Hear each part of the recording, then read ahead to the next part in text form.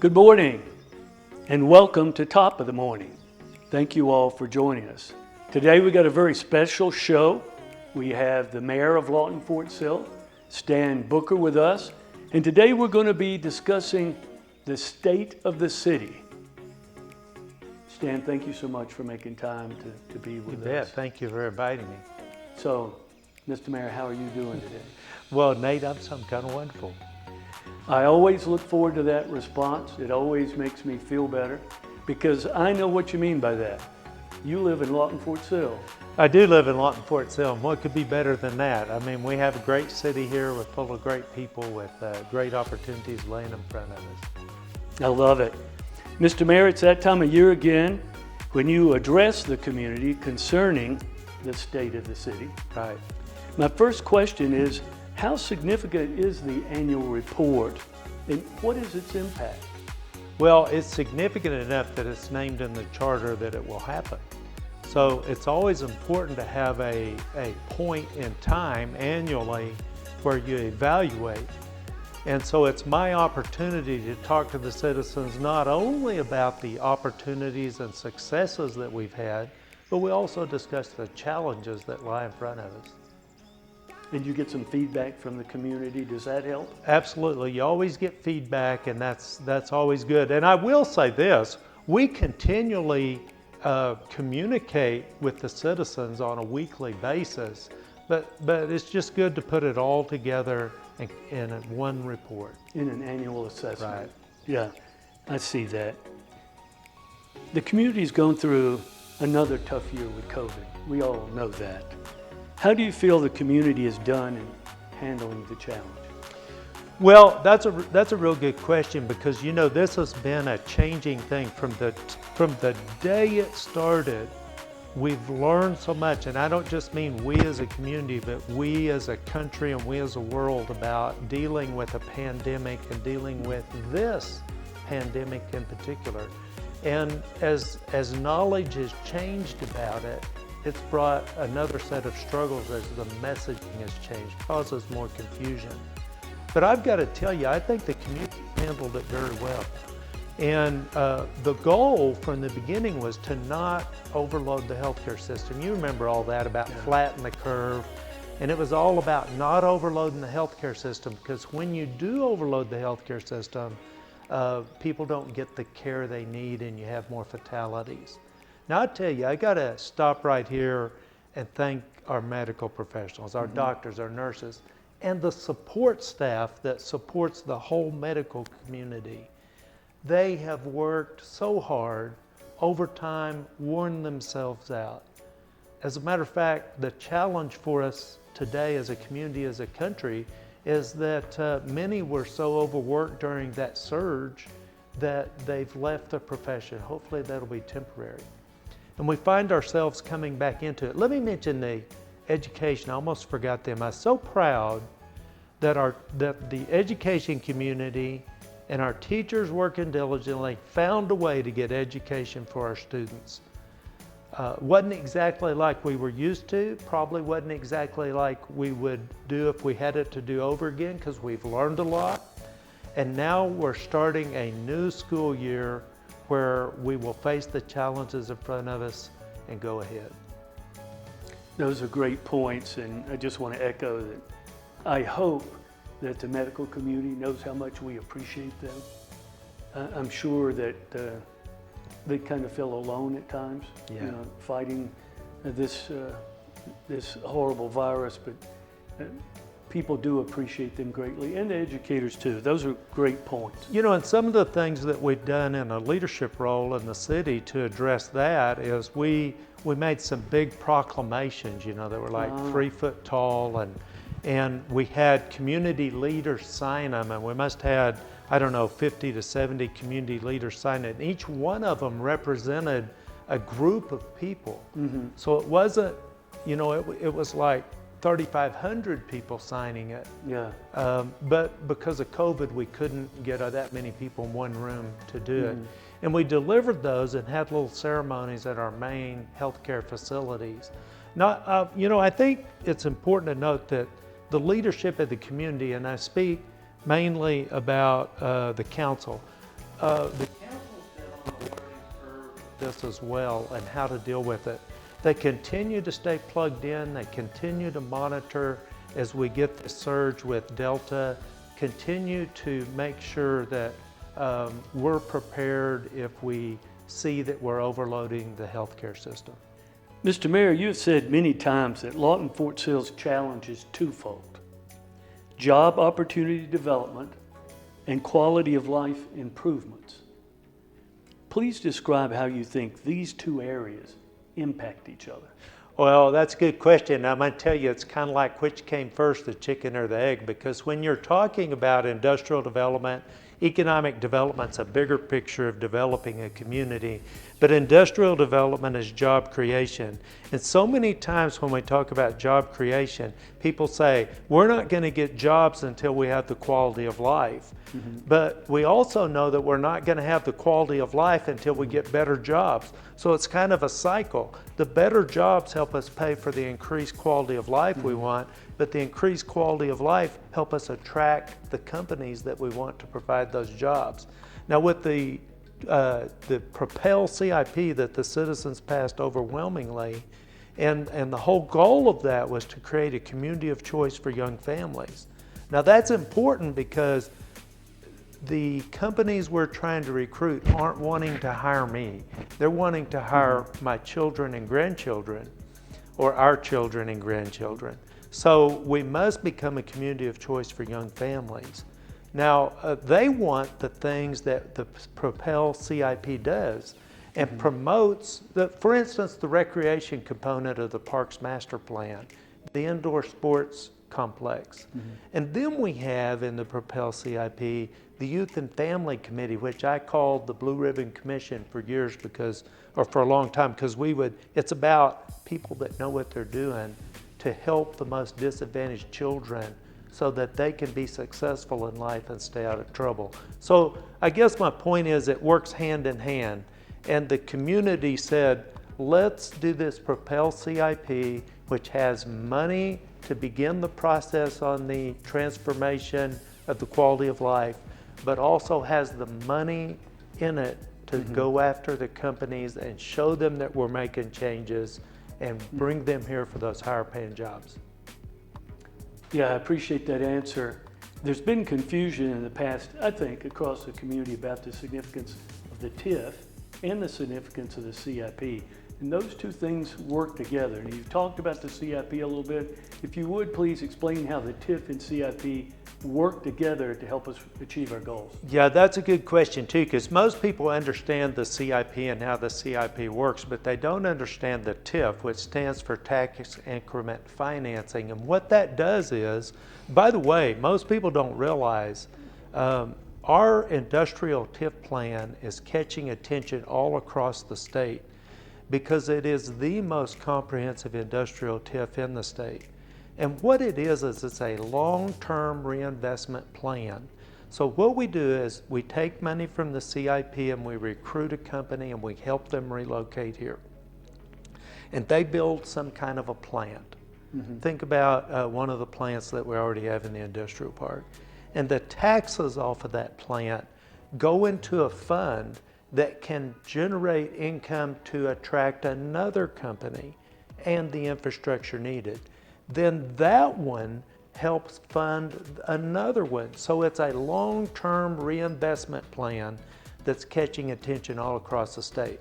The CIP is the catalyst. The TIF will carry us forward.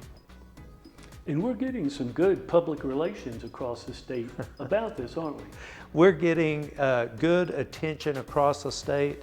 The CIP and the 15-year plan and the vision casting associated with that, the funding that we need to get things done, the amount of road work that we have going on, just in the past 18 months, all the road work that's come to bid and all that's in the planning, all of this is catching attention across the state. It's good to see us get some positive attention.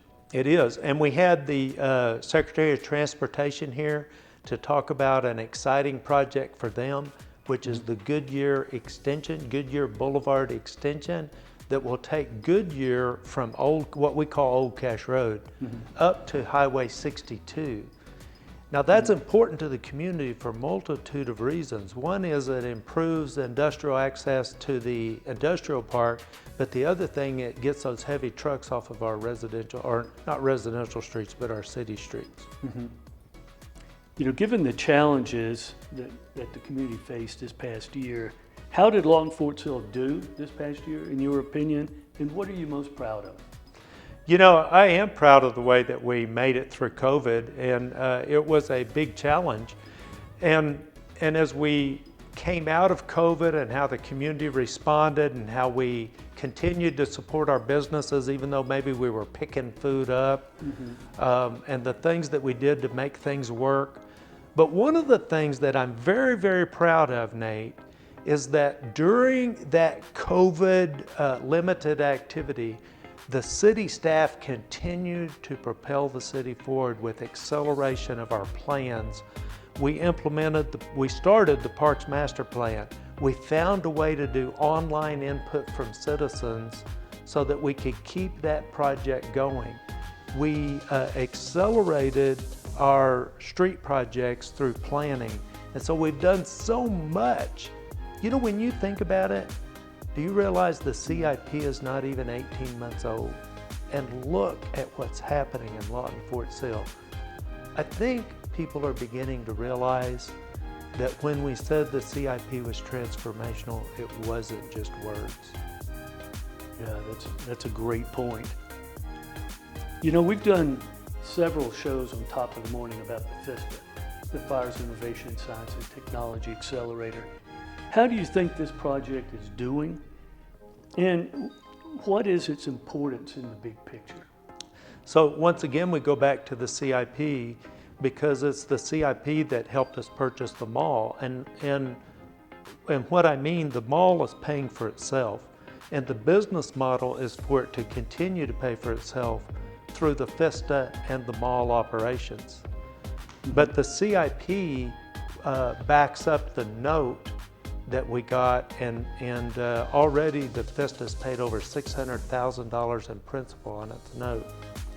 Now, the FISTA is all about the support of the Futures Command and the Fire Center of Excellence, and helping the Army keep out in front of our adversaries so that we defense or defer problems in the future. It also is about keeping the tools necessary and the young men and women that volunteer to defend our nation, to keep the best tools in their hands as they defend our country and deter problems. I think that's an important part of its deterrence. So all of those jobs are like high-tech jobs. And what that's done is it's given us an avenue to focus on that high-tech job component that we need to bring the kind of jobs here that will keep our children and grandchildren here. Because we're doing all these things with STEM education, and Cameron University's doing STEM education. Yeah, absolutely. And we're teaching them in these areas, and up to now, they've mostly left to get those jobs. Now we've already had some success bringing those back and bringing our young people back and being able to offer them high-tech jobs right here in the community. Doing things like cyber electromagnetic activity, artificial intelligence. I have no idea what that is, but it sure sounds STEMmy to me. You know, I visited with Jared Mulhausen, who was a NIMSY star at Eisenhower High School. That's the National Math and Science Initiative. He was of course, an honor graduate at Eisenhower. Was top of his class at OU in computer science and had a really good job in the city. But when he got a chance to come home, he came home. And that means a lot to him, and it means a lot to his family, as we know. And we want to see more of that. And, you know, as you described the FISTA and that initiative, it seems to me it's all upside, you know, and that we're blessed to have the opportunity. Well, we already have 4 companies that have a presence in the FISTA, what we call the Business Integration Center, or BIC. And I was told that it was inside of a publication called Inside the Fence, some kind of a defense publication. where they said that a certain deterrent program the integration would happen at the FISTA. Now, I haven't seen that report. I was just told that, but it sounds pretty exciting. I know that there are several things working. I believe we're going to land some of them, and I'm real excited about the opportunities that are going to be for Lawton Fort Sill through the FISTA. Yeah, absolutely. You and I have talked before about your Youth and Family Affairs Committee. I know it means a lot to you, and if you would, just give us an update on how the committee's doing and what it's up to. Well, I want to tell you how it got started because, you know, when I was running for mayor, I started seeing things that I hadn't really seen across the community because, you know, they're in the places you drive by. And I started paying attention more to, and started thinking more strategically about how can we really build this community that we all want. And this was in particular to less crime. Mm-hmm. And what I learned as I began to study this and talk to people like Rick Lowe and other individuals, Rick teaches criminal justice at Cameron and was the juvenile bureau director for a number of years. And as I visited with these people, I learned that, you know, most crimes committed by the time you're 27. So the theory is if you invest in children and you give them things to be successful in life and keep them focused on the right things and keep them busy, that's important, but also giving them the things that will help them be successful, you've flattened the number of them that go into crime. Mm-hmm.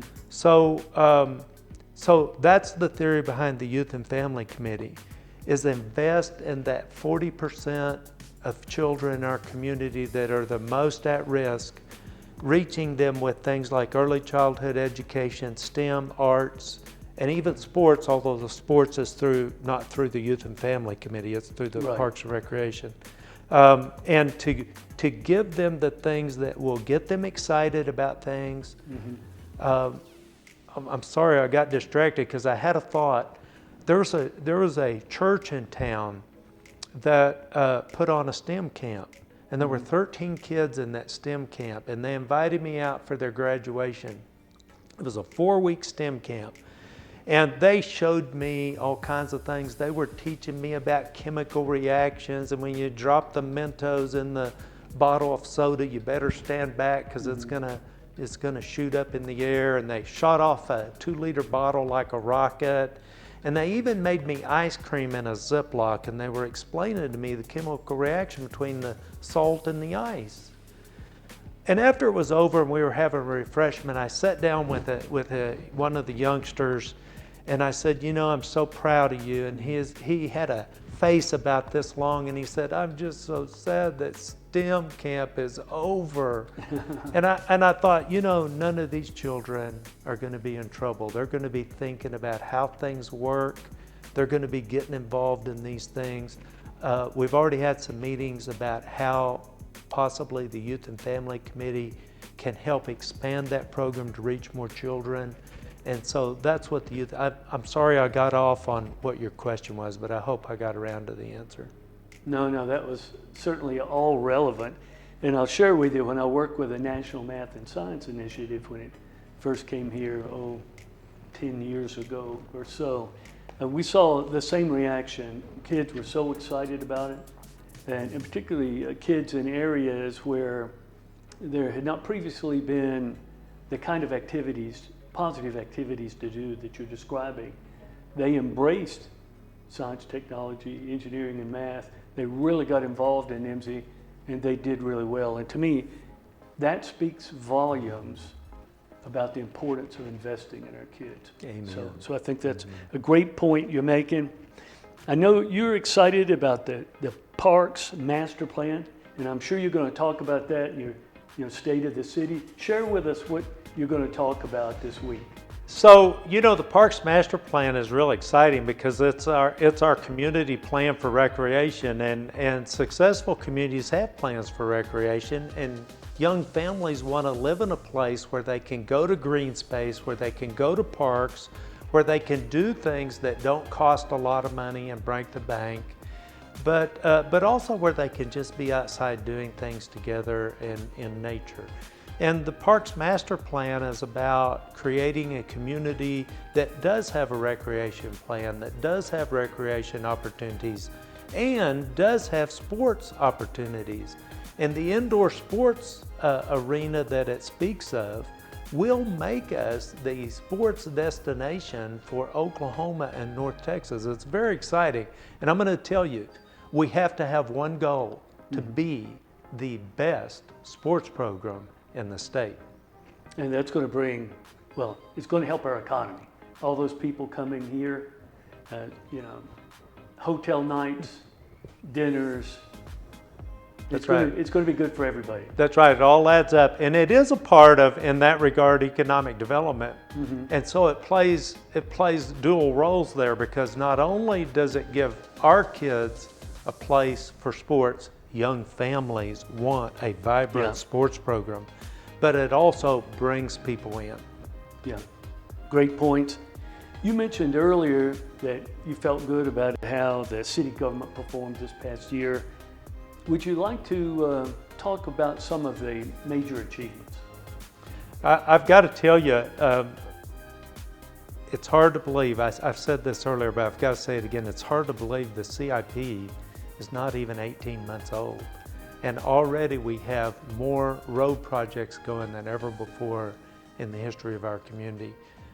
It is a major achievement, but it's behind the scenes that we have taken on what we call accelerated engineering to bring these projects to the community to fruition faster. That is bigger than I know how to put words to, but it's the reason that I have been told by transportation people in the state that we have more activity going on than the past 2 decades. So that is a real huge component. We also have this Parks Master Plan going, and this is huge and it's due in October, so I'm excited about that, because at that point we can really get started in the individual plans and exercising some of those things. The Youth and Family Committee is now taking applications for programs that will help children be successful and keep them out of trouble. All of these things are exciting, and I'm sure there's more. I'm just thinking off the top of my head. Yeah, it's so much, isn't it? You know, something we hadn't talked about is, and I forgot to mention this when you asked me about the TIF, but it's important to note that 10% off of all of our industrial TIFs goes to STEM education in the city. So that's huge. And when I tell people that are considering locating in the FISTA that we are investing 10% of all of our TIFs into STEM education, they kind of are taken back, and you kind of get one of those wow moments, because they realize how important that is. I think what it says to them, excuse me, I think what it says to them is this city is invested in keeping that pipeline of students coming through that will fill these jobs that we're bringing to town. And I think it makes a statement that you see the big picture, the different things that impact each other, the things that have to happen to have success, and how you pull that together. You know, not stovepipes, individual separate activity, but a plan that recognizes how the different elements impact each other. And that I have heard in, my business travels, positive comments about Lawton Fort Sill, which it really pleases me to hear good things said about Lawton Fort Sill, our community. You know, in that regard, in the STEM regard, I've got to tell you, I'm so proud of our school system for starting the Life Ready Center. And this sends a message to the world that Lawton Fort Sill is about educating our children. And, education is so important. When we talk about becoming a community choice for young families, education is at the top of the list. And so 10% to STEM education, the Life Ready Center says Lawton Fort Sill wants to educate your children. Absolutely. You've talked at length now about the very important area of maintenance of the streets and maintenance of infrastructure, all very salient points. But I understand that $10 million was approved to pay off deferred maintenance. So Yeah. I think that's a positive thing. So the deferred maintenance that we're talking about is things like crack sealing and painting. And when we were talking about that, we were specific to talk about Cash Road. Now, we're not going to spend it all on Cash Road, but Cash Road's, I don't know how many millions of dollars it would cost to replace Cash Road. Mm-hmm. But it's 6 lanes and it's a long road. It would cost a fortune to replace. But we've ignored it for years due to budget problems. But the citizens and the CIP said, yes, let's invest in it, let's rebuild it. Now, that gets in our way and we get frustrated when they block those roads off. And then like this week it rains and they can't get in there to pour the concrete, so it goes through 2 weekends. Yeah. But that's the price of progress, and we're investing in Cash Road. We will extend the life of Cash Road and make that asset last longer. What about blighted buildings? We sometimes hear folks complaining about dilapidated, neglected buildings. That program's going so well, sometimes I put it in the back of my mind. We have, and the reason is it's just going well. And so you concentrate on the things you need to think that you need to get started. That one's started, that one's moving. Every 2 months we bring about 30 to 40 houses back to council to go to consideration to go on the D&D list, dangerous and dilapidated. We have put over 200 on there since the CIP began. Mm-hmm. And that was even with the slowdown during COVID, if you'll remember. Of those 200, 50 have been torn down, many by the owners, mm-hmm. which leaves money in the fund for the city to go after more. We believe there are 500 more that we need to put on the list, and we're working towards that. 90 of those 200 have pulled remodel permits. For those 90, they must give progress reports every month to keep their permit up to date. So we're making progress on this at a breakneck pace. Now, let's talk about one of the positive side effects of that. I didn't even think about this when we were putting it together, but visiting with a few police officers, I learned that one of the things that brings crime to a neighborhood, the first things is a house not being taken care of. And once it's broken into, that starts a cycle of decline for that neighborhood, including crime. So we are also, with the D&D program, having a positive impact on that crime element in these neighborhoods. Once again, how do things impact each other? Mr. Mayor, you've had a lot to say about STEM education appropriately, and I know it's going to be an area of emphasis in your State of the City presentation this week. What are you going to emphasize to our community? I think it's important to remember that not so long ago, Eisenhower High School was named the STEM high school in the nation, and Lawton was named the STEM city of Oklahoma. Now, since then, other communities have become STEM communities. That just shows us how important it is that we have to stay out in front. We must remain in the front of all of this STEM. That's the reason for the focus on STEM through the industrial TIF plant. That's the reason for a focus on STEM education in the youth and family committee and all the things that we're doing there. And I think that's also a component of the Life Ready Center for Lawton Public Schools. Now, we have to remain in front. It's important that Lawton always take the position that we must lead. Lawton should lead, and Lawton is leading. I know of no other community in the country that is dedicating 10% of their industrial TIF programs to STEM education. It's important that we do that. Now, we've talked a little bit about this, but it bears repeating. STEM education is now down to kindergarten. Thanks to our Lawton Public Schools for doing that. The STEM education is down starting in kindergarten.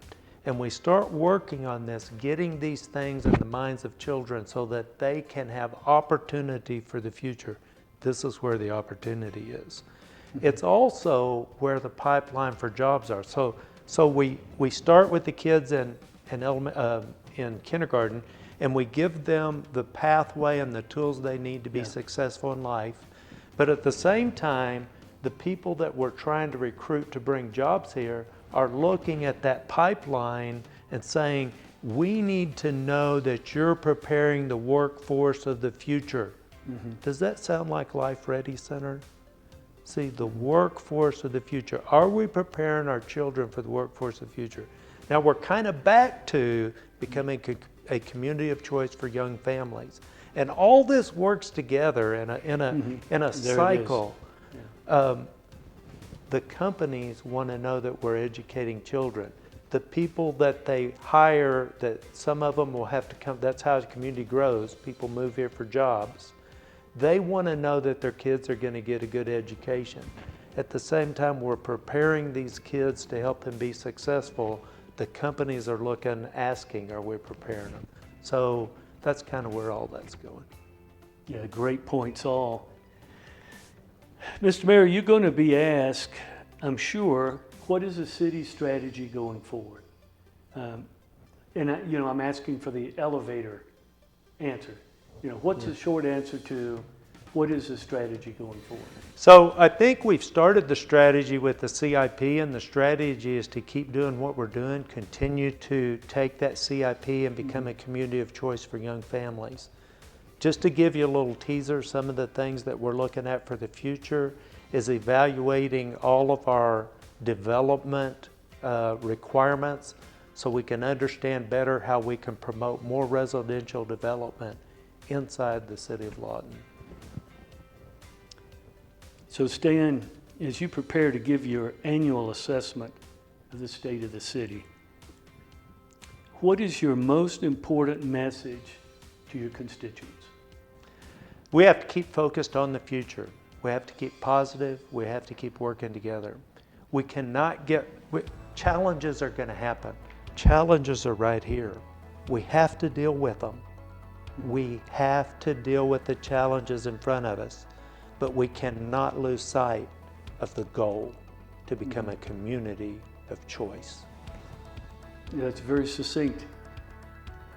Stan, thank you so much for your time, for being with us today and sharing not just your perspective, but your feelings about these important issues. So I think it's safe for me to say for the community, thank you for your leadership and your hard work and moving our community, our Lawton Fort Sill, forward and reminding us that we love Lawton Fort Sill, and that living here is some kind of wonderful.